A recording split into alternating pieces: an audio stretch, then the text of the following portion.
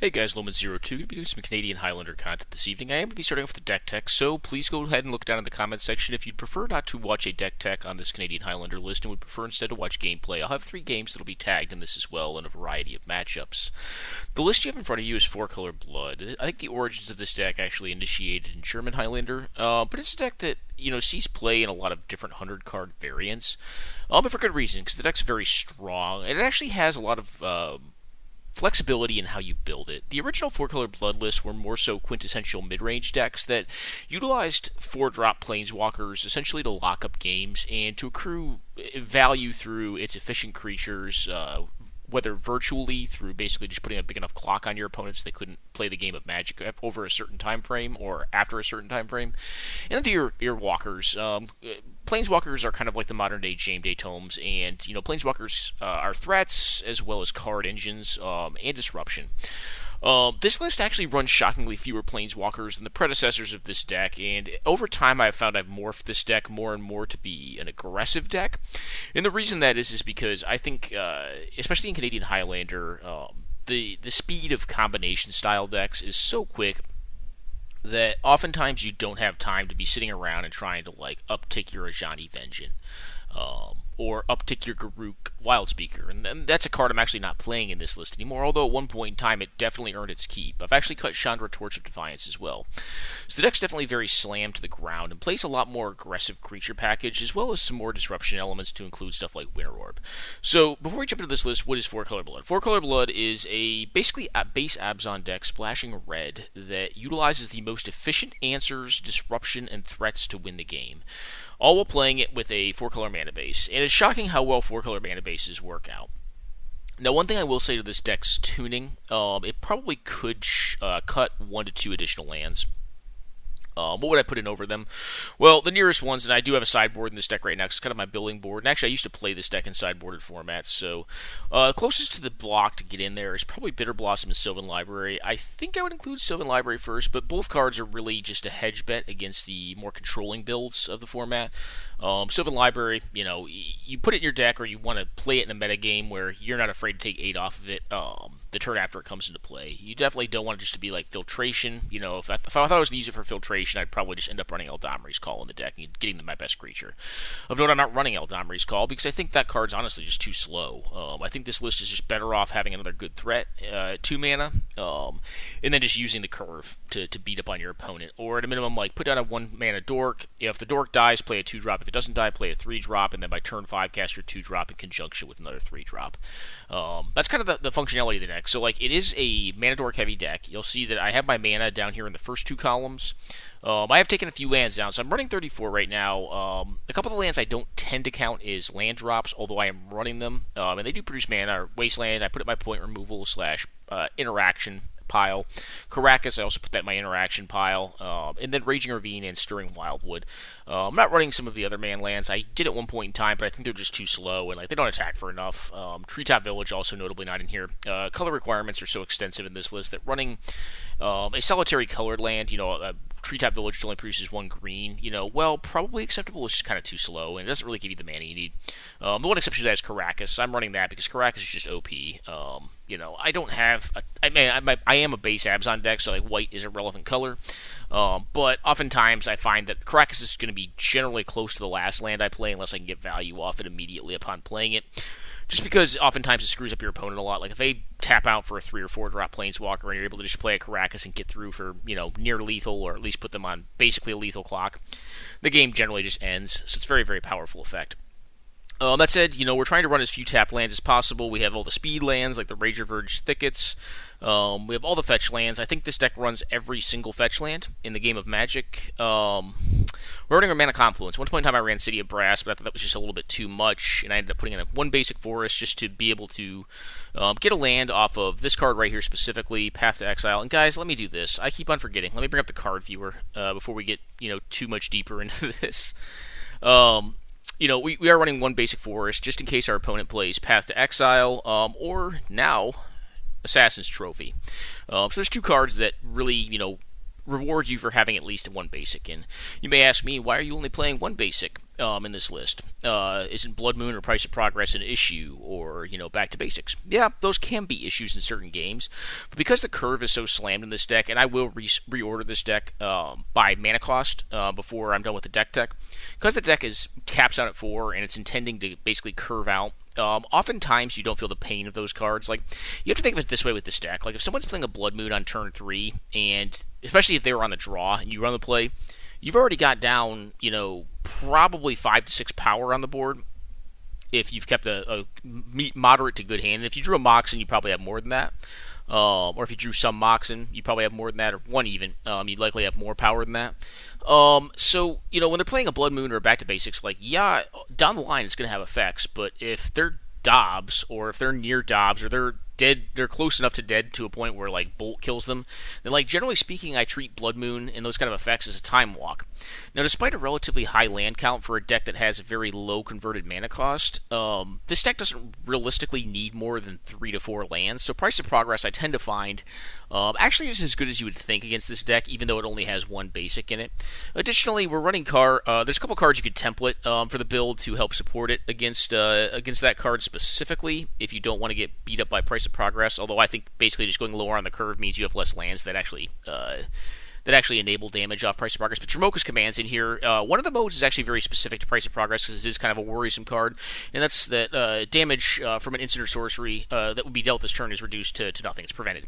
This is also very good against, like, Anger of Gods, Kozilek's Return, stuff like that, Pyroclasm effects, even Wildfire. So, Dromoka's Command has a lot of modality in the deck, and it's also just a good removal spell, right? You put a +1/+1 counter on something, kill one of their things, and, they generally get blown out by it. So the card is very good, but it also kind of templates against, like, the non-basic hate.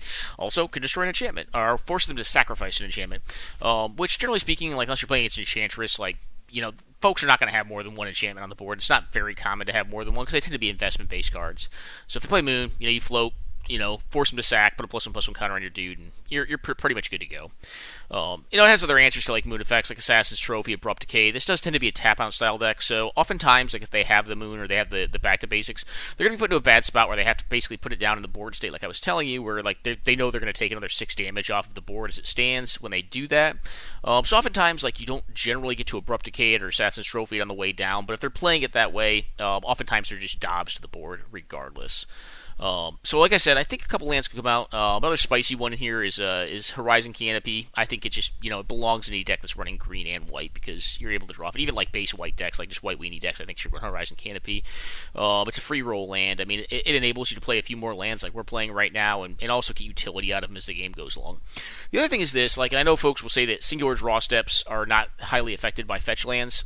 This deck's running a great volume of fetch lands, though, and I think over time, like, if you play like a 15 or 16 turn game with this, and you fetch 3 to 4 times or even 5 times, like, the statistical impact of that is actually greater than you'd think. Also makes it a pretty premier Lotus Cobra deck, because it is a 4-color deck and runs all of the fetch lands.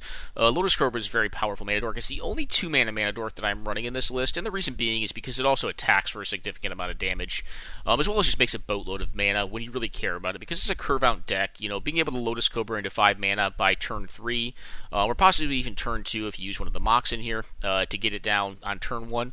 It's a very big game, and generally means you can win by turn 3 to 4 with the list.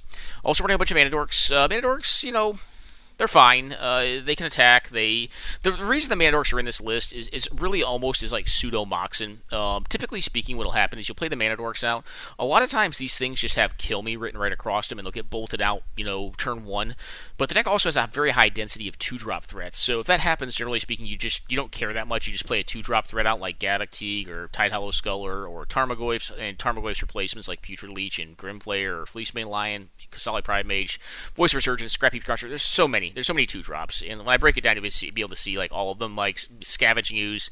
There's a ton of 2-drops in the deck. So oftentimes what the theory is, though, is you'll play a Mana Dork out on turn 1, be able to get a 3-drop out like Thalia or Lingering Souls or whatever, have a 2-drop not stuck in your hand but remaining in your hand. By turn 4, generally speaking, 4 is or turn 3 when you have 4 mana. So you'll be casting your Haymakers, like Butcher of the Horde, just a Haymaker. I think Huntmaster's still a Haymaker. Aristocrat, just big. Siege Rhino, Saskia is just ridiculous. It's a 1-card combo right here. These are your haymakers or your walkers, your 4 or your 3 4-mana planeswalkers, which are Elspeth, Gideon Ally of Zendikar, and Johnny Vengeance. So basically the 4s are just the haymakers, and typically speaking, the theory of play is to get them out by turn 3, and then on turn 4, you should be up to 5 mana and be able to cast, generally speaking, like a removal spell, or like a Kolaghan's Command, a Vindicate, plus a 2-mana threat, or like an Arc Trail, plus another 3-mana threat that maybe got stuck in your hand somewhere along the curve. That's kind of how the deck's intended to play out. It also has the Moxen to kind of support this plan, and as you'll see in one of the games I have here, like you can get some really busted start with Moxen in this deck. Because it is base Abzan, we're not running the Ruby. I am actually a point short right now in this list. I don't know what the last point should be. I think some folks run Stoneforge Mystic in this list, and that would be the last point. Obviously, wouldn't be able to run Umasao's Shitte without removing one of the Moxen to do so. I don't know if I'm sold on that. It could also run like an Imperial Seal, or something along those lines, but that seems kind of medium too. Stoneforge may be the best card for the deck, for this archetype in Canadian Highlander. I'm just not sold on Stoneforge Mystic needing to be in this list, because I actually think swords are really slow. And the fact that you can't also run Jit without taking the Moxen out, and I think the Moxen are better in this list than Jit. That may sound like heresy, but I mean, Jit is really, really strong, but it's actually slow. Like, it takes 4 mana to do. And that's even if you have a Stoneforge Mystic, because you have to play the Stoneforge Mystic, then you have to wait until they're, the next turn. Then you can tap Stoneforge Mystic to pay 2, which is the converted mana cost of shit anyways. And you have to pay 2 more to equip it. So it's like, all of that is just a ton of mana invested, and if you invest that 4 mana into shit, and like your first creature you're equipping it to gets blown up, like it's just like you wasted so much time. But this deck's not really about that life. It's just about winning quickly. While Jit can provide a lot of value and tends to be a mirror breaker in the control or in the mid-range matchups, I think in general it's honestly just kind of too slow. So I'd rather just kill someone else's Jit and not waste the time paying the mana to do that. You also have some that like scale up, like DRS as far as mana dorks go is a 1-mana planeswalker. Noble Hierarch means you can actually attack with this thing. This is one of the decks where I actually have attacked a non-zero amount of times with Birds of Paradise. It's not that uncommon for that to happen. Generally speaking, it's using Exalted. It's using the Exalted triggers. I don't have any swords in this list, but it does happen from time to time. This next pile here is so one of the things you'll find with mid-range is that like the cards are all really singularly powerful. They're just all like good, kind of like bomby, magic cards. Like none of them are really like techy, they're not really as focused, but that's actually kind of the power of the deck too. Like, so if you look at Liliana, I put her in the removal/interaction package, but she could go over here in my disruption package as well, because she is discard as well. She's discard, she's creature removal. She's kind of just a clock that keeps on ticking up. Another card we could consider in this, but I'm not running yet because I think the card's a little bit too slow and it's more value oriented, is Liliana, the Last Hope.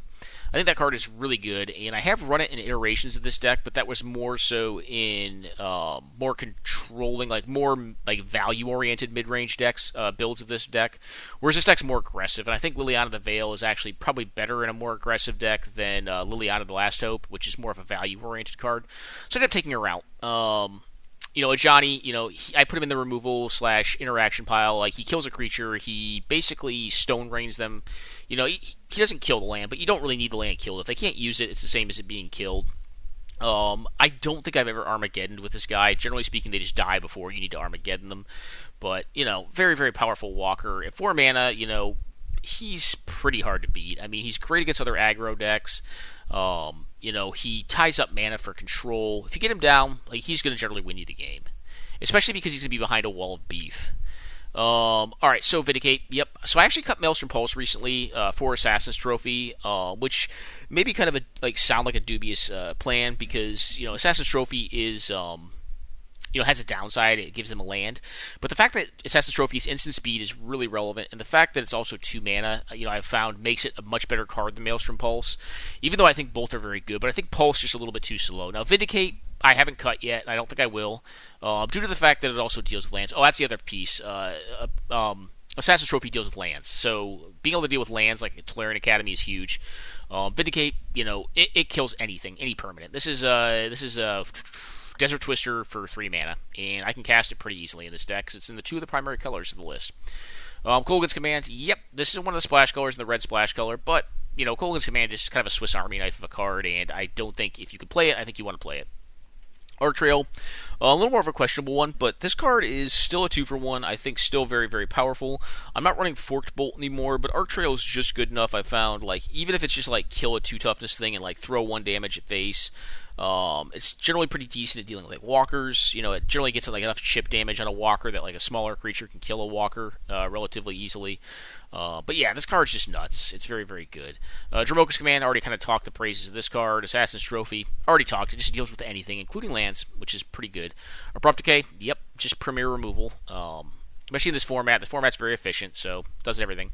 Lightning Helix, yep, burns them out, kills walkers, kills little creatures, gains you life, helps you race. It's very good. Zealous Persecution, it's a way to deal with True Name Nemesis, which actually Liliana the Veil also does. It's very good against like weenie aggro decks, and generally speaking, like folks don't play around combat tricks in this format, and this is one of the best combat tricks you can use against players. Swords to Plowshares, Path to Exile. Swords, best removal in the game for creatures. Path, pretty close, second, maybe third, fourth. The fact that it does give them land can sometimes be relevant, but I find actually I like this card better in this style of deck than I do in like blue-white control, because honestly, this deck's fast enough that like sometimes it just doesn't matter if you give them land; they just don't have time to use it. Fatal Push, yep, 1 mana removal, gets a 4-drop or less. It's conditional to get a 4-drop or less, but it's not very situationally tough to set this card up in this deck. Lightning Bolt, yep, it's the best at what it does, so it's going to definitely be in here. Wasteland Caracas, kind of already talked these 2 cards from the mana base. All right, so the next is the threat pile, and like some of these cards that are in the disruptions, the board impacting pile are also kind of threats. Like Ajani is a threat. But this X pile, you have my threats. So Green Insignia gets any green creature. We are primarily, we're a base green X deck, kind of. I wouldn't call us like a green X deck that uses like green ramp, but it uses the green mana dorks to power into 3 and 4. But you're not really using like cards like Cultivate or Rampant Growth. Like those are kind of the more traditional green X decks or 3 visits style decks. This is a green X family of deck, but it's a lot more aggressive than that. Secrecy that finds any of our green critters, which we have a ton of in the deck, and it's a very, very strong tutor. Most common tutor targets for it tend to be. So I found Siege Rhino before if I need to stay alive. That one's not uncommon. I've definitely found Doran if I just need beef. But the most common target I think is Saskia. Saskia I consider like a 1-card combo. I mean, for this deck, it's almost like casting Scapeshift because it just gets him dead really quick. And you'll kind of see some of the power of Saskia in one of the matchups I play here relatively soon. Another one that's not uncommon to find either is either Tireless Tracker or Courser of Crew Fix. It depends on the board situation. If I'm already like mana rich and I need to draw into gas, I'll find Tireless Tracker, play on my fetch land, and just start going to town on making or draw more cards. If I'm mana short and I need some beef just to hold the ground down, then I'll get Courser Crew Fix and try to clean up my top deck and get lands into play so I can actually play a game. But actually, all those things I said, actually, I think in general, like the most commonly tutor targets are actually Tarmogoyf and Saskia, basically because they just end the game rapidly. In certain matchups, you'll want Scavenging Ooze or DRS over here in the mana pile because they can deal with Graveyard Matters style decks. But generally speaking, it's going to be it's normally Goyf or Saskia. In more attritional or long game, games where I know I can't win quickly against like Control, Tireless Tracker, Courser of Crew Fix. So continue on the pile. You have Lingering Souls. This card is just you don't want to counter. The opponent does not want to counter it. It puts 4 bodies on the board. They all fly. Very, very good card. Also blocks for a long time. If you need blockers, which this deck does block too. Like it's kind of more of a racing deck, but it wants to go over the top of like the aggro decks, but just barely enough that it can't also play like an aggro deck against Control. That's kind of how the deck's designed. But typically speaking, it has a very good matchup against like red deck win style decks and like other aggressive decks. It tends to be pretty good against. I think some folks tend to struggle with like the white weenie matchups, but I think this deck does pretty decent against them. You have to play a little tighter in that matchup. Against red deck wins, I think it tends to trounce it. Like you would look at this and think like Price of Progress would just crush you, but typically speaking, their creatures are just so much worse than yours. There's actually a lot of incidental life gain in this deck as well. Tireless Tracker already kind of sung the praise of this card. Just runs away with games. This thing's generally a 5/4 by the turn it's attacking, so it's a big guy, and it also draws you a bunch of cards. I think it's a lady, but big lass. Courser Crewfix. Yep, this card's just a bomb. It's actually the only double green card So I have a couple notable double cards. Like, you generally don't want double casting costs, but if I do have double casting costs in the deck, they're all in my base color pie, which is Abzan. Green being the foundation of that. The reason I kind of made an exception of Liliana the Veil is because the card's just too powerful not to play. Like, it's just too good. I'm never really upset with Liliana. The worst matchup, like the matchup that's probably the worst for Liliana is something like Red Deck Wins. Or maybe White Weenie, but even there, like, you force them to sack a creature, they kill it, and you basically like healing salve yourself and cast a Doomblade or a Terror. That's good. Like, that's still good. And like against control, it's just game over. Like, if you resolve this thing on turn 3 under counter magic with a dork, generally speaking, control players can just pack it in there. They have to do some fancy dancy stuff where they bounce it back to hand when you're hellbent with like Cryptic Command and get you to discard it or something. But against control, if you ever ultimate this, the game just ends. I mean, I don't know if they can win through that. I mean, I've never seen I don't think I've ever had someone beat me after I've ultimated a Liliana. I'm sure someone has beaten someone after they've ultimated a Liliana, but I haven't had it happen on this deck. Courser, yep, sung its praises. Cruel Spellbreaker, so new card. This is my splash color in red, but it's not a big deal. Like, red is still pretty easy to get after in this deck. I just don't want to have tons of red cards because it is my lightest splash. But this dude's a bomb. Like, he's a 3-mana 4/4 if you want him to be, or he's a 3-mana haster, and he can't be targeted on your turn, which is great. I mean, like, having cards, I hate to say it, but having cards that are tough to interact with or uninteractive, as it were, just tend to be very strong. And the fact that they have to kill this thing on their turn means that you don't have to play around as much. You get a lot more free information, and they're forced to tap more mana on their turn to deal with your permanents, which, it also means burn can't actually try to burn you out in EOT. They have to cast their burn spells on their main phase, and if this guy's in play, they can't try to burn you out in EOT and, screw up your combat math or, like, your decisions for blocking. So, he's relevant in a lot of matchups, and he's just a big dude for very little mana. Another card I've considered running in this is, I think it's a Satyr. It's another Satyr. It's basically the 4/4 that I believe has Tribute, and I believe it's a 3/3 that also attacks the first turn it comes into play unless they pay 2 life. If they pay 2 life, then it's just I think it's a 4/4, but it doesn't have haste. I have to try to remember that card. That's a card I've tried historically, but it just didn't have enough going on. This card is that card plus some. Like, the fact that it has hexproof on your turn and you have hexproof on your turn is pretty powerful in my opinion. Kitchen Finks, very old card, still going to get played. This card is awesome. Having a 3-mana 3/2 is already a good rate. Persist, gaining life, yep, sign me up. Night of Autumn. A lot of folks ask me why I don't play Reclamation Sage. I actually used to sideboard Reclamation Sage, and I used to main deck it at one point. The fact that I can have a card that is not only a Reclamation Sage in color requirements that are very easy for this deck to meet. That green and 2 is just as easy as probably 1 green and a white in this deck.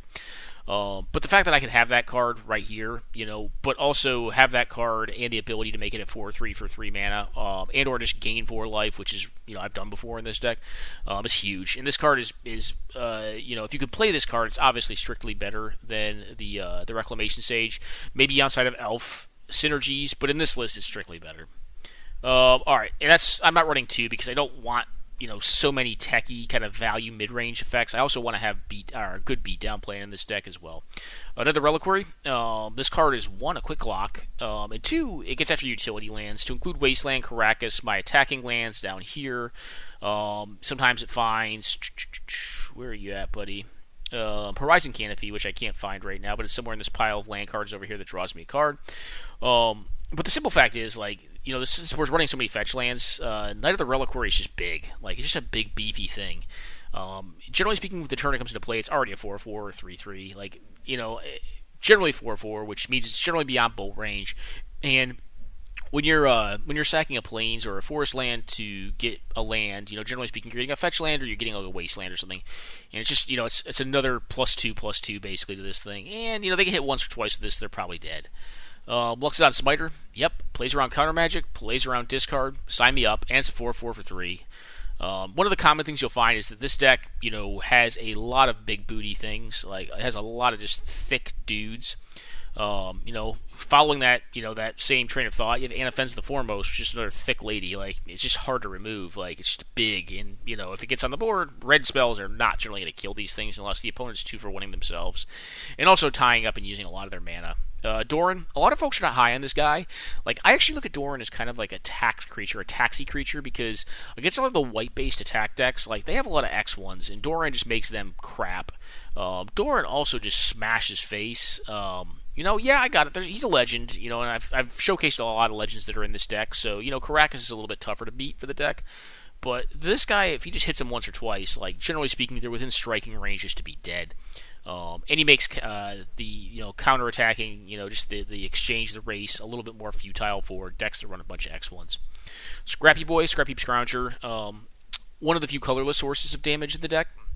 I also like this guy because I always wanted to run Bloodghast, but I always thought I'd have a hard time casting it in this deck because it's a 2-mana spell that has double black in it.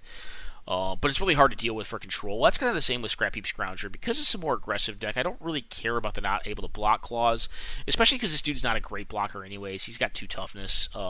He pretty much just knows the battle. But considering that, like, generally speaking, it can suck down just like a Path to Exile or Swords to Plowshare, is basically a good exiling removal spell.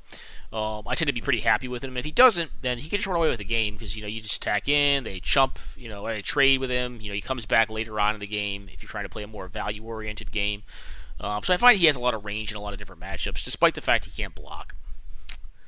Voice of Resurgence. Yep, crushes control. You'll find that I have a lot of anti-control cards in here. It looks like anti-control cards. Because I really want this deck to smash blue decks. That's kind of what it's intended to do. It's intended to have really high card relevance and quality. Not as much, card draw or card advantage. But it kind of makes up for that just by card relevance. And this dude is just... he's good in every matchup. Like, you don't really want to kill him because he just makes a bigger dude. You don't really want to cast spells on, my turn because I get more dudes. So it's tough, right? And if it trades with something, it's kind of a feel bad because when you trade with Voice of Resurgence and it leaves behind, a 3/3 or a 4/4, it's just not very good. It is card advantage, actually, but...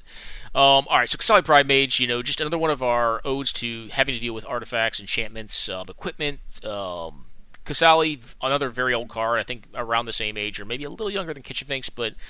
just being able to deal with any artifact or enchantment at 2 mana is really relevant. And actually, this is another fairly common Greens in the Zenith target because it costs 1 more to find any target with Greens in the Zenith than the CMC you're searching for. Sometimes Kasali Pride Mage can be more relevant than something like Knight of the Autumn or Reclamation Sage because you just don't have the mana to do it, or you don't have the mana to do it and then activate the card at the same time, like to blow a Jit up or something like that. Fleecebane Lion. This is basically... I have ultimated this card in this deck. It's not totally I've never seen it happen. It's not as common, but this is kind of like a Watch Wolf in the deck. It's just a big dude for 2 mana. It's a 3/3. It has some upside. If you ever get the upside on it, which...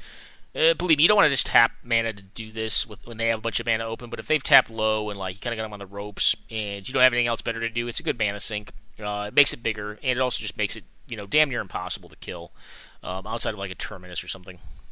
Putrid Leech, just huge. Like a lot of these cards are trying to emulate Tarmogoyf. Like I said, this deck's very aggressive, so it doesn't really generally mind taking the damage, and a 2 mana 4/4 is pretty big. It does a lot of damage, it does a lot of work. Grimflare. So at one point I did run Sylvan Library in this deck. I'm currently not, but I think that may be a change relatively soon when I take a land card out and put this in. Just have to figure out what it is. Like, I hate to say it, but I think it actually may be... And where are you at, buddy? I think it actually may be my Blood Crypt. Yeah, I think Blood Crypt may be the card coming out, but I'm not positive yet. I want to do a little more tuning on it and like just kind of relook the mana base. But Grimflare, is kind of my current Sylvan Library. I treat it kind of as Sylvan Library. Now, you can't rip cards with Grimflare, but it also hits them. It also kind of just already replaces itself because it's a damage, it's a threat. And it can be up a 4/4 pretty easily. It's not that hard to do in this deck. Good old Goyf, one of my more common Greens and Zenith targets in this deck, just to end games quickly. Very, very powerful card. Again, very old, but, they haven't printed a better... But I don't think they've printed a better Tarmogoyf than Tarmogoyf. Alright, Scavenging Ooze. Yep. just does work. Very, very good in like the mid-range matchups where it just gets bigger. Takes away their graveyard. Very good against control because it kills Delve. Great against like the Tutor Storm decks. Honestly, obviously everyone knows it's a rock star against Reanimator, but it just does a lot of work and it's tough to kill. It's hard to race because it gains you life. It gets bigger. Does a lot. Renegade Rallier. This card is basically like the aggressive man's Eternal Witness. It's easier to cast in this deck than Eternal Witness is, and the fact that it instantly gets back something and puts it into play is pretty big. Putting back like something along the lines of like Putrid Leech or Kasali Pride Mage or Voice of Resurgence is just filthy. Most common use is going to be to get back a fetch land. 'Cause there's a bunch of them, and generally fetch lands are going to be what activate it or give you Revolt off of it. But I've definitely cast it in a post combat step after I lost a creature and just gotten it back, and it's really good value. Bloodbraid Elf, honestly probably one of our weaker 4-drops, but still just good enough. Having a haste creature that's 3/2 that also just gets you a free card. Sometimes it's not a relevant free card, but generally it's going to be. It's going to be a removal spell, a discard spell, or a threat is what it's going to be. Or sometimes a Mox, but the Mox are like the worst hit off of it, but it happens from time to time. But, at the end of the day, it's a 2-for-1. It's still a decent body. Obviously, if it was just the body, like, this card wouldn't be in this deck. It would probably have to be, like, 2 mana for me to reasonably play this without having the Cascade effect stapled to it. But because Cascade's stapled to it, I think it's still fine to pay 4 mana for this guy. Or this gal. Yeah, I think it's a gal. Alright, up next you have Queen Marchesa. This card is just dumb. This is a commander card. It involves becoming the Monarch. One card I'll note I'm not playing, I actually do think I need to re-look at the list as well and put this card in as Palace Jailer. It is a double white card, but white's a pretty heavy color in the deck. And I'm playing Gideon Ally of Zendikar and Elspeth Nighterrot. But I do think I want Palace Jailer in here as well. I don't know why I'm not running it right now.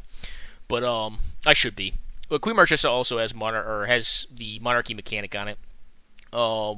When she ETBs, you become the Monarch, which means you're basically drawing an extra card every turn at your EOT. If you lose the Monarchy, then you get 1/1s with haste and death touch every turn, which means it's pretty easy to get it back unless your opponent wants to like lose cards they have on board to maintain the Monarchy, which generally speaking they don't want to. So Marchesa is just a beast. Like, this card is just silly. It's just a very, very silly card. Dark Confidant, card engine, good body, just does what this deck wants to do. Tasigur, basically another Tarmogoyf. I actually have activated him in this deck, and it's not common, but sometimes you just do it if you don't have anything better to do and you have a lot of mana.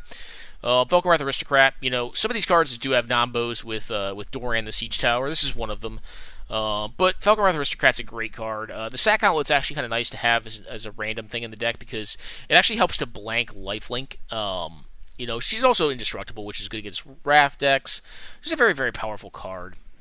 But in the lifelink part's actually pretty big too. Like, if someone gets down like a big Wormcoil Engine or something silly like that, or even just a smaller lifelinker, you go ahead and attack into or flunge into their blocking wall. Just sack the guy that gets blocked by the lifelinker, or if they're attacking you with a lifelinker, just block with something and then sack it. In response they don't gain the life. Like, it's a really tough card to race, and that sack outlet's really important on it as well. And just the fact that it can be indestructible is huge. Huntmaster of the Fells, probably tied, or maybe it's a little above Bloodbraid Elf. But this card's also a little bit weaker in the list. It's more of a value-oriented mid-range card.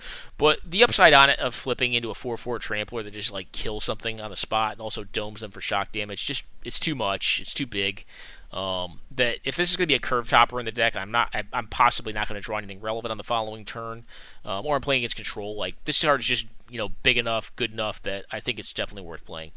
Butcher the Horde, love this card. This card is one huge. It's a 4-mana 5/4 flyer.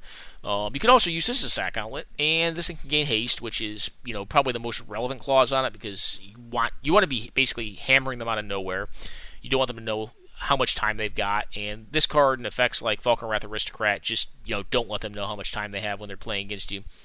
So yeah, this card is a lot. I've also used it for lifelink in quite a few matchups, like the Red Deck Wins matchup and stuff like that, or I'm racing someone, sometimes I've lifelinked with it. Siege Rhino. Yep, card races. It's also got a massive booty, just hard to kill, and it's 4 mana, so yep, very good. Saskia, this is probably the best 4-drop creature in this deck. Well, maybe not singularly. If you're behind, it's not as good as Siege Rhino or Butcher the Horde, but if you want to just win the game, this card just does it. Generally speaking, the turn this comes in, you win.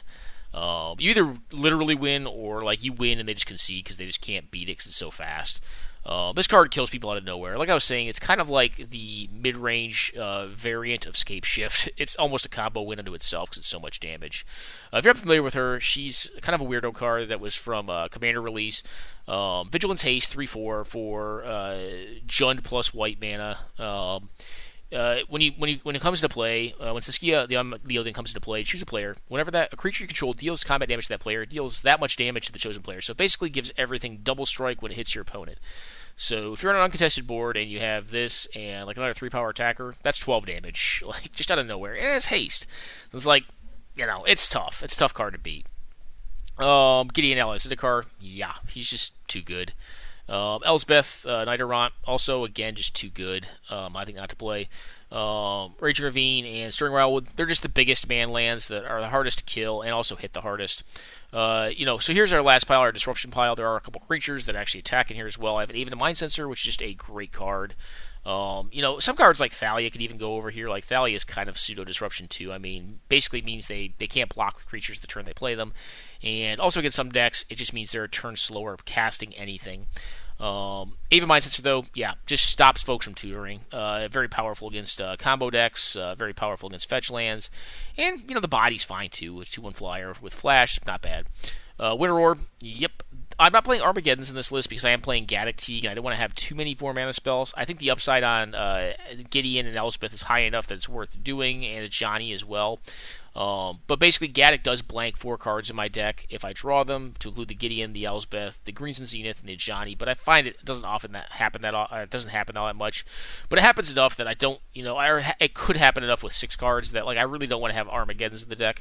But this is kind of a deck that can benefit from the Armageddon effect. So it's playing Winter Orb. Basically, if your control opponent, taps out or uses their mana for something irrelevant, like drawing a boatload of cards, like one of the common things is they'll cast you name Brain Geyser effect on their turn, and basically if they get the untap, they're gonna win. You play a Winter Orb and they just lose the game because their mana's tied up and they can't wrath you or do whatever they were gonna do that was powerful. So this kind of lock piece I think is very good in this deck, especially when you're playing this many Mana Dorks, this many Moxen. Winter Orb just tends to be really good. Gaddock Teague, yep, stops Wrath effects, stops Planeswalkers, stops 3 of our Planeswalkers, but if you don't want Gaddock to be around, you can just attack with him, and if they don't block him, okay, or if they block him and kill him, it's okay, well, I'll play this Elsbeth now, and if they don't, well, you got 2 free damage, and basically he's unblockable 2/2. Titleist Scholar, yep, just good discard, also a decent body that hits, so it does a little bit of everything you want. Collective Brutality, yeah, I think this card is really too strong not to play. The fact that it can dome them, it's actually burn, is not bad. The fact that it's removal plus discard for cards that we care about, which tend to be blue or white or black cards out of folks' hands, tends to be really good. It's also just a backbreaker in the Red Deck Wins matchup. Alright, then Thoughtseize, Inquisition, and Duress. These are kind of like canon. If you're playing black, generally you play all 3 of these. I think you also play Collective Brutality. I think folks are pretty smart on that. Anyways, guys, that's the deck. Like I said, I think it's probably 1 to 2 lands a little bit too high, and we're probably going to bring in Bitter Blossom and Sylvan Library at some point. If you're not familiar with Bitter Blossom, because it's the back, and I think I've already highlighted Sylvan Library, Bitter Blossom is a 2-mana tribal enchantment, fairy rogue, or it's fairy is the tribe for the enchantment. At the beginning of your upkeep, put a 1/1 fairy rogue token into play, it flies, and take 1 damage. So that card basically just houses control. Alright guys, anyways, that's it for the deck tech. I'm going to go ahead and stop there. On the deck tech, quick pause. We'll be back momentarily for some gameplay with 4-color Blood. Alright guys, back. We're playing against Jackie the Puppet here, and yeah, this hand's fine. Well, there's a few issues with this hand. One, it doesn't have black mana to cast 2 of its spells, but it does have a Bloodbraid Elf. It does have a Wasteland to bide some time. It's got a tap land turn 1 anyway, so it gives me kind of an opportunity to play the Stirring Wildwood, but I think this hand's good enough to keep. It's pretty close, though. It's a little bit slow for the deck, but in some matchups I can see it being pretty good, and the Wasteland could just get them. And if it's black mana, it's going to turn out okay, I think. So I go ahead and keep this one. I don't tend to like to mull heavily with this deck. You can and still win, but it's more aggressive build. So I see that I'm probably playing against an aggressive deck here. I play out a tap land and say go. So I'm probably playing against Boros, is my guess. They attack with a figure, but don't put mana into it, which means they definitely have a 2-drop. They play on a Thalia, which is a little annoying, but I draw into Knight of the Autumn and just make a 4/3, which basically says, hey, remove me, or don't attack. They cast a Helix, which is a little disconcerting. I just go ahead and play out Bloodbraid Elf, put down a Mana Dork, and the Bloodbraid still have failed to hit black mana. They play on a Soul Ring into a Path to Exile, which gets me a Forest, and pump their figure. I'll take 4 here. I find a Siege Rhino, so I'm really hoping to hit mana at this point. I get Lotus Cobra down, which can fix for my black requirements. They have a Wasteland and a Johnny, so they're down to 0 cards, but they are pretty much ranching me. The good news is this, like, I can force them to use the Wasteland here, which I think I actually want them to do, because I don't want them to take me off of red mana. So I do find my fetch. I make black mana. I end up casting out the Siege Rhinoceros here. Fetch, so I can cast out the Vindicate here. I Vindicate the Critter and just take the Ajani to Pound Town. They play on a Palace Jailer, which is a very solid draw for the turn, and now I'm kind of in a little bit of trouble, but I do have a Haster in my hand. The Ajani, I think, is going to be a big enough long-term problem that I'm actually going to opt to get rid of it as opposed to getting rid of the Palace Jailer this turn. So I go ahead and place a Skia out, name them, go ahead and attack the Ajani.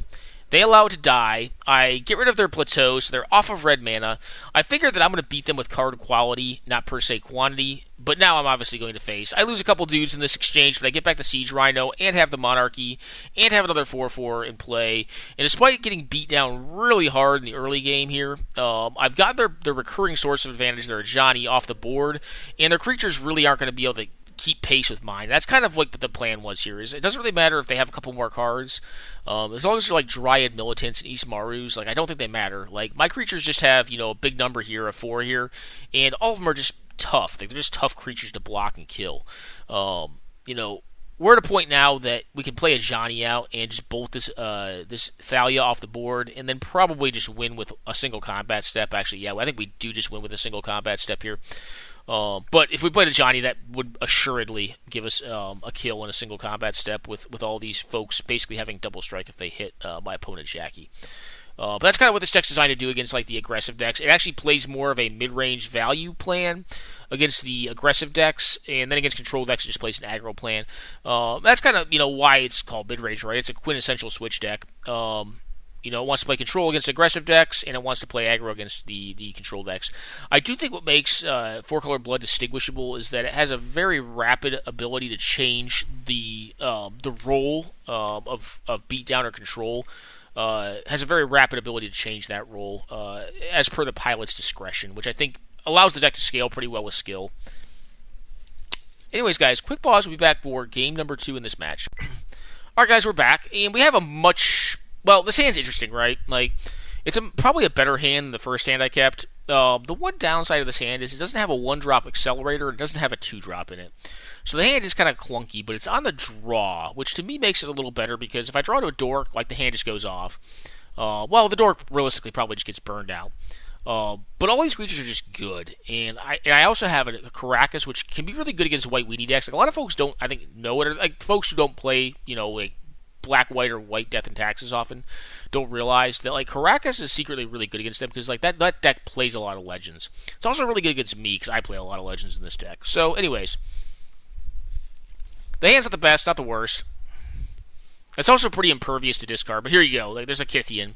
Like, Kythian, Ismaru, there's so many of them that you just get. I think Anaffen's Tree Spirit's still really good. I draw a removal spell here, and because I'm not doing anything else with my turn, I just blow this Weathered Wayfarer up. They cast out an Aurella, but she's also, a legend, right? So I'm willing to take the turn off. I'm not going to let them have an Aurella. And if they want to recast it for all of their manas, I think I'm fine with that. I just go ahead and blow up the Soul Ring here. I want to cut them off of mana. And then on the following turn, I'll probably cast a Tireless Tracker out and then just get a free card. They cast out a Mirran Crusader, which is a little more disconcerting because I need to be able to block that. So what I have to do instead is just play out the Thalia. I'm not going to leave the lands in hand because by next turn I can have up to 6 mana, which means I can play 2 of my cards. They play out a Figure of Destiny and take me to Pound Town.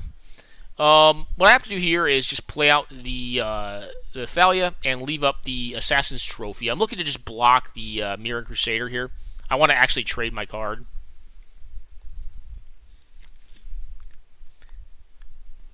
They put mana into the Figure of Destiny. I just go ahead and bite on this. I'm losing value on the Tireless Tracker, but against aggro, I think you can afford to give up a little bit of value just to bide time.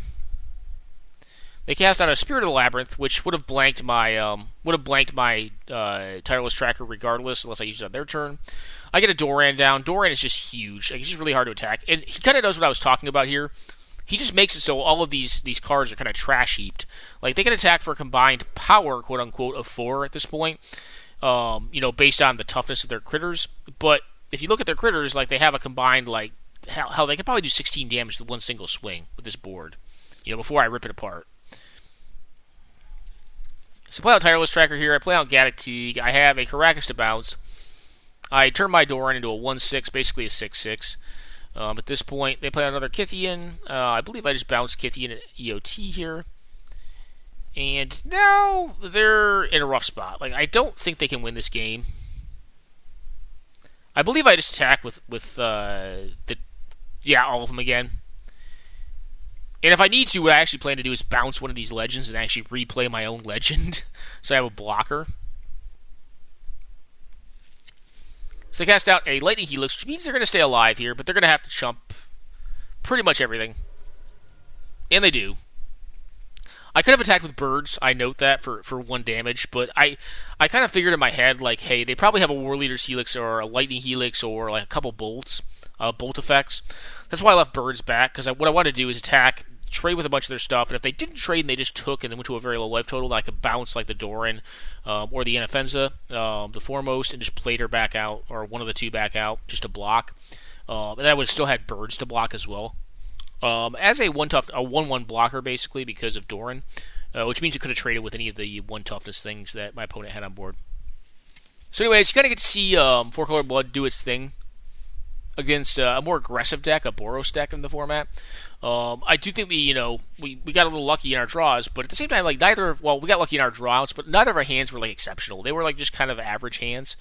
But I think in this matchup, like, if given enough time and you can bide enough time with this deck, like, you'll generally tend to beat them because your card quality is just a lot higher. But it's also still very efficient. It's probably just a tiny bit less efficient, but your cards are just so much better. Like, if you look at Anafenza and Doran, like, they kind of trash heap most of my opponent's threats, excepting the Mirran Crusader, which was actually a problematic card. That's why I looked to trade the Thalia, Heretic Athar. Then I drew a Path to Exile, and I said, oh, well, that sucks. But, I think I had to do what I had to do, so I didn't go to too low life total against a deck that likely is running Burn because of the mountains in it. Anyways, guys, quick pause. We'll be back momentarily for another game, I believe against a blue deck next time with 4-color Blood. We'll kind of get to showcase one of the cool things about the deck, like how flexible it is given variety of matchups. Alrighty, guys, so we're back, and I'm playing against Big Chair White here. This hand's fine. So the one thing this hand's lacking is the threats, but it has Mana Disruption, it has Ramp, and it has Discard. So I like this hand. Opponent plays out an Opulent Palace. I play out Blooming Marsh. Just go ahead and discard them. Their hand is stacked, so let me go on a quick pause and we'll go through their hand. Well, their hand is stacked against a blue deck. One of the things, and I don't know if Jer kept this as like a value, not a value hand. It's still a good enough hand to keep. Don't get me wrong, but I tend to play blue decks, right? Like, I don't play this deck that often, and I like playing blue decks against Jer because I think he's a really solid player, and I enjoy playing that good long game where like decisions all matter. I like playing Control Mirrors, which probably makes me a bad person. But evidently Jer is disconnected. I don't know how that is. This is a replay. But anyways, so their hand is stacked. So it has Search for Azcanta, it has Spellseeker, and it has, some lands. It has enough lands to play them. But realistically, what the worry is here is it has Spellseeker and it has Search for Azcanta. Now, I have the benefit of knowing what he's playing. He's playing the Reclamation deck that he played on stream for the Friday Night Paper Fight on LRR. So I know that he's playing a Reclamation deck, and I know that Spellseeker is most likely to be able to get Demonic Tutor. So basically, he has access to 5 points in his opening hand, which is really strong. And Search for Azcanta is no slouch. And unfortunately, this hand's not exceedingly fast. It's possible I wanted to just let him have the Search for Azcanta and got rid of the Spellseeker so he didn't get Demonic Tutor. And the reason I would have done that is because I have the Wasteland template against the Search for Azcanta once it flips. But the problem is, like, I don't like that line because Search for Azcanta just gives him so much value to kind of dig in to get into something he needs. And while this hand is a little bit threat light, the rationale for keeping it was that it does have the Stirring Wildwood, and as a 4-power attacker off of the Exalted trigger on Noble Hierarch, that's still a decent amount of power. So, anyways, and I also kind of want to use my wasteland to try to like keep him off mana, which I do here. I just blow up this land, and I'm going to play 2 dorks out this turn and basically go back up to 3 mana. Actually 4 mana, I'm sorry, 5 on the following turn. So my top deck's really live here. If I draw like a Bloodbraid Elf or a solid 4-drop or even a 3-drop, I'm probably in the money. Unfortunately, I proceed to kind of just rip lands. So I ripped Mox Emerald for my first draw, Copperline Gorge for my second draw, Wooded Foothills for my next draw, and I'm in the plan of attacking with the Stirring Wildwood, and this is kind of one of the things we expected could happen with this hand, and it comes to pass. I do get disallowed here, which is his draw for the turn, on the Stirring Wildwood, which is fine. I mean, I think it was templating against a threat draw regardless, and as expected, he gets a Demonic Tutor with the Spellseeker. I go ahead and activate Stirring Wildwood again. I expect he's probably going to block here. I actually don't think he does. I think he just takes down to 10. I drew Sacred Foundry, so I'm, pretty solidly on lands here. I draw basically another land in the form of Birds of Paradise. So this is one of the issues with running the deck with this many mana sources in it, is sometimes you can just flood, especially if you keep a hand that doesn't really have a payload in it. And, well, I think this hand was certainly keepable. Like, I think it just drew out kind of poorly. It's a risk you could take, right? Opponent Demonic Tutors, plays out Wilderness Reclamation, gets to untap his lands. Now I draw the payload, so I'm like, all right, well, now I'm going to get counterspelled for sure, because they have Miscalc. Well, they have Miscalc that we know about, I believe still. No, they cycled it. They probably have a counter, is what my thinking is, and they do. They definitely oblige the counter here. They have Cryptic Command. That sucks. What can you do? I don't play the birds out. I figure the next thing that's likely to happen to me is a Wrath effect, so I don't really feel like getting Wrathed. But they developed their board, so now like Wrath effects are a little less good. They have another counter for this, I believe. Yep, Force of Will hard cast. So I cast out the birds here because I'm planning on blocking at this point. I need to bide a little bit of time, and neither of these threats, I could probably take a hit from one of them, but they're going to clock me out pretty quick. They have Hieroglyphic Illumination at this point, which is not bad. They go ahead and waste our Field of Ruin, allow me to get my 1 basic forest. Field of Ruin, my actual threat. I just go ahead and jump here because 6 is not nothing. I find a Putrid Leech. I attack with my birds here. This is, like I said, this deck does attack with birds. So now I get them at 6, which means that I'm a little more live to draw my Bolt or my Helix and possibly get them within striking range to kill them. Unfortunately, this turn I do not plan on blocking. I also have a non-zero amount of haste threats. I think I just take all of it here. I just go to Pound Town because my bird is my only threat right now. And 5 is, in some cases, more relevant than 6 because I also have Kolaghan's Command and some cards that do 2 damage. Draw to a Siege Rhino. My hope is here they don't have another counterspell. Apparently they do not, so I get to drain them for a little bit of life. But it's going to be really tough to block, because I'm going to take 3 at a minimum off of Creeping Tar Pit, and I'm forced to block the Goyf. They have Mystic Confluence, classic. Well, I guess I had to do it EOT because I just recast the Rhinoceros here. That's pretty strong. I'm dead, though. I'm very, very dead. So, we go on to game 2, and I'm hoping that my top deck treats me a little better. That's kind of one of the downsides also to playing a non-blue deck is that, if you keep a hand that is relying on a little more to go right for it, which this hand was. It was relying on kind of drawing into a bomb card, and it just drew, 5 lands in a row, basically. I mean, not literally 5 lands, a Mox and a Birds I'm counting as lands in this matchup, even though Birds actually did do some damage off of Hierarch triggers for Exalted. But just didn't draw the payload we needed. In the timetable we needed, we drew it basically as soon as our opponent had Reclamation down and had the complete untap with, multiple counter spells in hand. Which is rough beats. So anyways, guys, quick pause, and we'll come back for game number 2 against Bug Reclamation. Alrighty, guys, we're back. So, this hand is interesting. I think this hand's definitely keepable, but it wants to play a very aggressive game plan. So, you're going to see me make a play that I do not often recommend, especially on this deck, like a mid-range deck. But a play that I think is correct here. So what I end up doing, and Jer and I joke about it, is I go ahead and fetch for Taiga on turn 1 to get my green and red fix on. I'm probably going to fetch a scrub land on the following turn with the Marsh Flats, so they have access to Helix. But I cast a Lightning Bolt on turn 1 just to dome him, because I know this hand would, if it draws out the way I want it to, is going to be really mana tight, and I know that I'm probably not going to have a great opportunity to cast that bolt later on down the road if I don't do it right then. As it turns out, they end up having a lot of land destruction in this game, so I actually probably would have. I do draw a Fyndhorn Elf, so I'm going to resolve now and hope it doesn't die to something. They go ahead and wasteland me. I draw no Mox. Just go ahead and dump the Tireless Tracker on the board. If they have a Mana Leak or something like that, or a Miscalc, sucks, but I'm not in the business of not playing my spells out. and I don't have white mana to cast the Aven Mind Sensor on their EOT, which I probably would have done. They actually do me a favor here and give me a clue token, which means I get a kind of a free roll on a draw if I miss land here. I do miss land, but because I got that clue off of them giving me a forest from Field of Ruin, I'm able to find another land here and turn my Tireless Tracker into a Fire Elemental at this point in time. So I go ahead and just, fetch automatically, get 2 clues from it.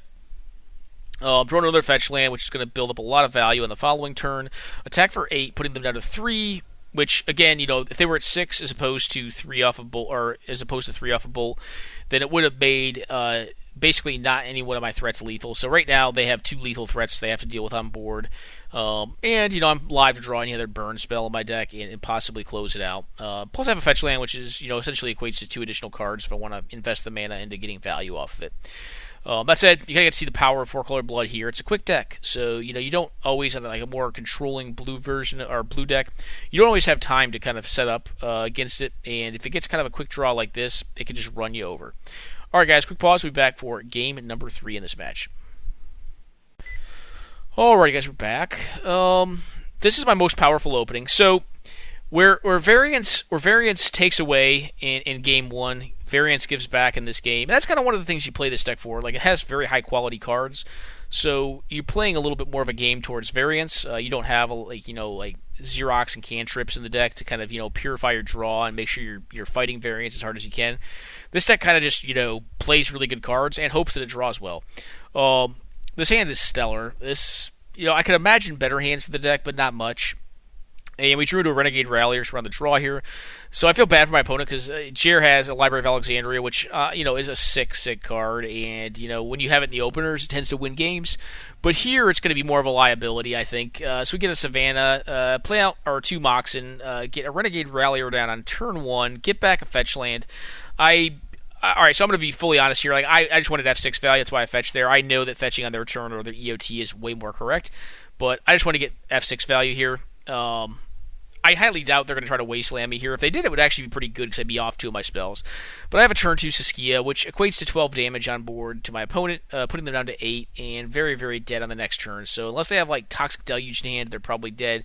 And even if they do have Toxic Deluge, then they're going to be going down to 4, and I'm going to have a follow-up Elsbeth on the next turn, which is pretty much Dobbs anyways. So, this hand is just overruns them, and that's kind of one of the things that you sign up for when you're playing a 3 Mox split deck, is that you're going to get some hands that aren't as great, but you're going to get some hands where you just run them over right quick and in a hurry. And that's what Saskia does. It's basically like the scape shift of the deck. Just wins games really fast. So anyways, you got to see kind of a variety of games against Jer here. One where we kind of just didn't have the draw we needed. One where we just had a stellar draw and just ran him over. And then kind of like the in-between draw where, we kind of utilized a more incremental aggressive plan against him and just, tempoed him out. This is obviously tempoing him out too, but it's not really cool to watch. It's spectacular, but it's not really great magic. It's just like, all right, I had a nut draw and I win. Which to me is not as fun, but, you're not going to not play it at the end of the day. Anyways, guys, quick break, and we'll be back momentarily with another game, I believe against a different blue deck this time. Alrighty, guys, we're back, and this hand's slow, but it's a keep, especially on the play. My consideration, if I was on the draw, I probably wouldn't keep this hand, but on the play, I think it's worth it. Because you're ahead by 1 turn on mana development. So if your first play is a 3-drop, it's not horrible. It's got some pretty solid 3s. I mean, it has Aven Mind Sensor into turn 4, Tireless Tracker. They shock with a Watery Grave, so I know they have a Spell Snare or a Pierce. I don't care. I'm going to throw a Gaddock Teague into it anyways. If they don't have it, that's pretty cool. I act like I'm going to play a 3-drop here to kind of pump fake them. I don't. I'm going to definitely play the Aven Mind Sensor. So they go ahead and go for a search for his Kanta. I play the Sensor out, the Mind Sensor. I'm hoping to draw a fetch. Well, correction, I already have a fetch land, so I'm not hoping to draw one. I have one. I play out the Tireless Tracker here, put the fetch land into play, fetch. Getting 2 clue tokens for later. And I do play out the Burbs here. May not have wanted to play the Burbs out, but I think I just, having more mana with clue tokens is generally better. They Abrupt Decay, the Tireless Tracker, but it probably feels really bad. I believe what I do is just I play out the Tasker this turn, just get a 4/5 value engine on the board, attack in for 2. They Brainstorm, and that could possibly be very strong because if they have like a land in hand that works with Scalding Tarn, it could mean they hit with it. They have a Ghastly Demise, so they're able to fetch this point in time after killing the Mind Sensor. They play out an Ashiok, or as I like to call him, Smashiok. I go ahead and look at their hand. They don't have a lot of relevant cards in hand. They have a Regrowth, and I believe a Cryptic Command, which is good to know about. Well, I guess they have the relevant cards, but Cryptic Command is probably their most relevant. I go ahead and just smash Ashiok out of this world, because I don't really want to have that card on the board. They Impulse here. They probably have to use the Cryptic Command defensively, because taking 8 damage is not insignificant. And they do. They go ahead and do that. They're going to tap all my creatures and draw a card. So I just preemptively tap birds and do a Tasker activation for value. I believe they give me back the Lotus Cobra. I'm cool with this. It's fine. I mean, it's a pretty low value Cryptic Command in my opinion. It's still not bad, but I don't consider it to be a high value one. I'll go ahead and play out Kitchen Finks. Kitchen Finks, along with the Falcon Wrath Aristocrat, are both basically pretty hard to kill with a Wrath effect. And it puts them very close to dead on the following turn. So I go ahead and Thought Seize them here. I believe they go ahead and cast out a Latnam's Legacy to get rid of some irrelevant cards, or possibly keep an irrelevant card in hand they don't mind discarding, which is Swan Song in this case. So now I know they're playing Oath. I'm like, alright, you're playing Oath. Like, if it wasn't apparent before, and I think it wasn't apparent they were playing Oath, but when I see Latnam's Legacy and Swan Song, I start thinking Oath. Because you normally play Latnam's Legacy in, like, what's the other card? Not Pull from Tomorrow. There's another card that's a sorcery speed that does the same thing. And then, like, Swan Song, Beast Within. These are all kind of, like, cards that you tend to see in, like, Oath builds. But, at this point, like, Oath is kind of beyond its viable timetable because they're just so short on time here. And basically, unless they have, like, multiple Wrath effects or, like, multiple kill spells with Wrath effects or, like, an Exiling effect plus a Wrath effect, they're in really bad shape because they're 2 life and they basically have to get rid of a Kitchen Finks and a Falcon Wrath Aristocrat. A Wrath gets rid of, like, Tasigur and birds, but Tasigur gets sacked to the Falcon Wrath Aristocrat to make it indestructible. Also makes it a 5/2. So they're in a bad position right here, and they just go ahead and pack it in. Anyways, that's a quick pause. We'll be back momentarily for game number 2. Alrighty, guys, we are back. I actually think Oath could be a tougher matchup for this deck. So this hand's interesting, right? Like, it has 1-drop, 2-drop, 3-drop. The Bloodbraid Elf is a 4-drop, obviously, but I don't have red mana yet, but I'll probably draw into it. So I'm happy with the hand. Now that I know I'm playing as Oath, though, I'm not as happy. Now, when they get the Findhorn Elves, it actually tells me a lot about their hand.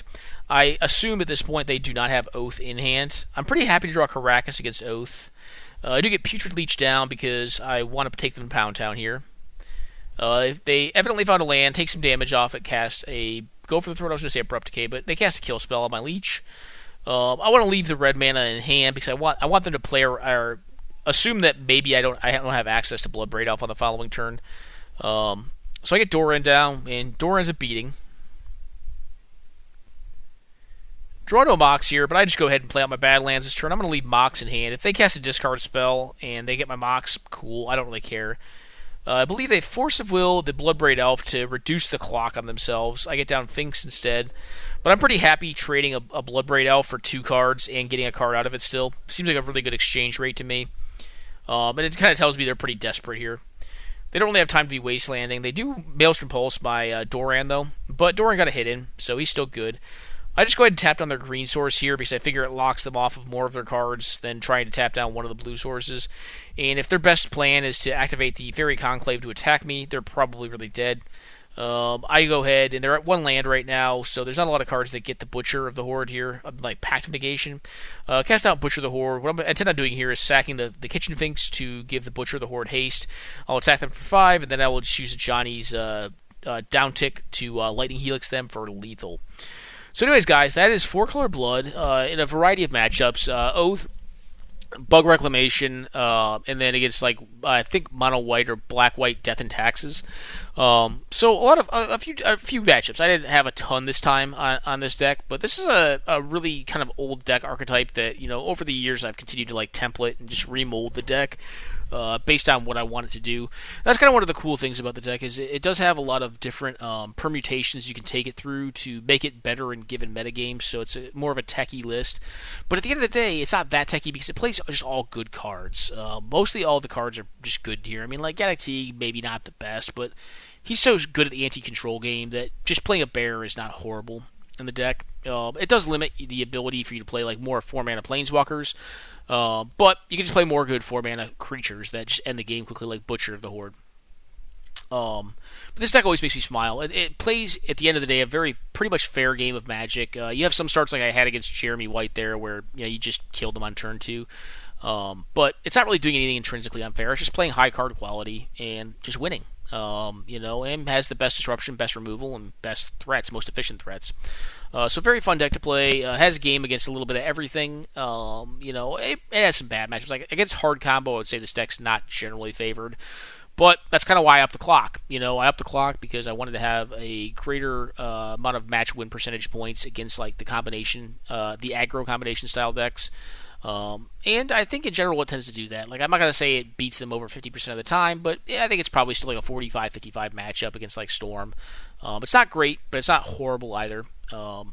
So anyways, guys, I hope you enjoyed this Canadian Highlander / 100 card singleton content. This is 4-Color Blood.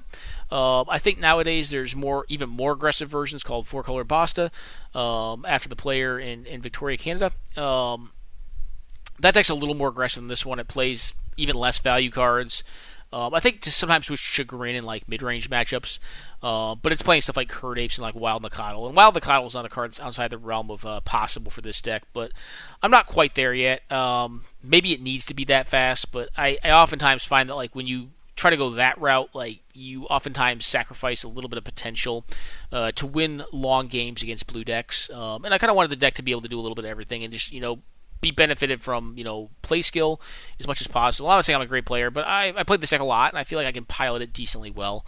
So that's my build, guys, of 4-Color Blood. Very fun list, and I hope if maybe you did enjoy my blue decks that I've covered so far in the format.